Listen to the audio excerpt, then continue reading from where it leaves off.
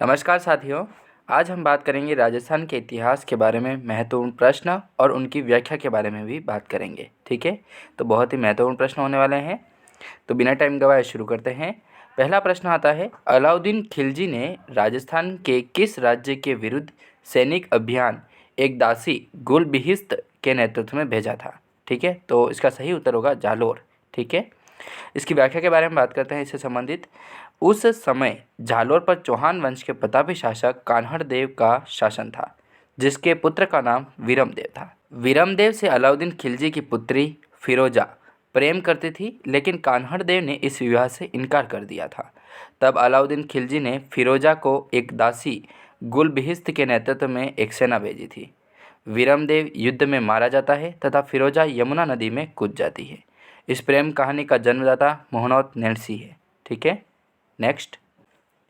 बीकानेर का वह शासक जिसने बनास हिंदू विश्वविद्यालय की स्थापना की और उसमें महत्वपूर्ण भूमिका निभाई, तो इसका सही उत्तर होगा महाराजा गंगा सिंह जी। ठीक है, ये बीकानेर के शासक थे। इनके बारे में हम बात कर लेते हैं कुछ संबंधित तथ्यों के बारे में। तो बीकानेर महाराजा गंगा सिंह ने अपनी शिक्षा मेयो कॉलेज अजमेर से प्राप्त की थी। ठीक है, मेयो कॉलेज के जो संस्थापक हैं वो है लॉर्ड मेयो। ठीक है, आप याद रखिएगा, और अजमेर में स्थित है। प्रथम विश्व युद्ध के दौरान महाराजा गंगा सिंह ने बीकानेर कैमल वाहिनी द्वारा फ्रांस, मिस्र एवं फिलिस्तीन में मित्री राष्ट्रों की सहायता की थी। ठीक है, 1919 ईस्वी में संपन्न पेरिस शांति सम्मेलन में महाराजा गंगा सिंह ने भारत का प्रतिनिधित्व किया था। लंदन में आयोजित तीनों गोलमेज सम्मेलन में भी महाराजा गंगा सिंह ने हिस्सा लिया था। फिर एक महत्वपूर्ण प्रश्न आता है, उदय सिंह के साथ चित्तौड़ छोड़ने के पश्चात पन्ना को किस स्थान पर आश्रय प्राप्त हो सका?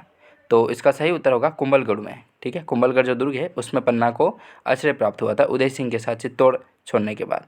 फिर बात करते हैं इसकी व्याख्या के बारे में। तो पन्ना का जो जन्म है वो माताजी की पांडोली, ठीक है, माताजी की पंडोली जो गाँव है वो चित्तौड़गढ़ में स्थित है, वहाँ पर हुआ था पन्ना का जन्म।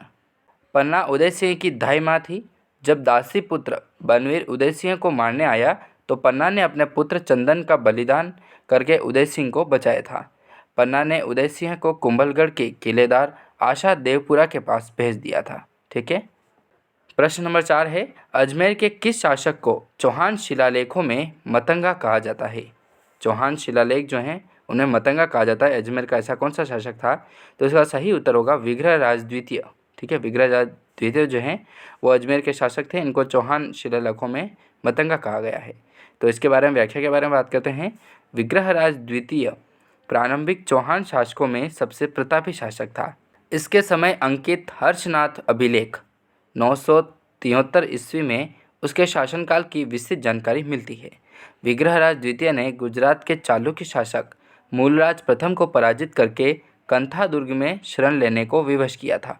विग्रहराज द्वितीय ने भृगकच्छ भड़ोच में अपनी कुलदेवी आशापुरी देवी का मंदिर बनवाया था। विग्रहराज द्वितीय ने हर्षनाथ मंदिर को क्षत्रचर व शंकरकर नामक ग्राम दान दिए थे। ठीक है, तो ये गांव उन्होंने दान दिए थे विग्रहराज द्वितीय ने। फिर बात करते हैं प्रश्न नंबर 5, बंटवाड़ा का युद्ध। बंटवाड़ा का युद्ध जो है वो कब हुआ था? तो ये हुआ था 1761 ईस्वी में। 1761 ईस्वी में बंटवाड़ा का युद्ध हुआ था। इसके बारे में, व्याख्या के बारे में बात करते हैं।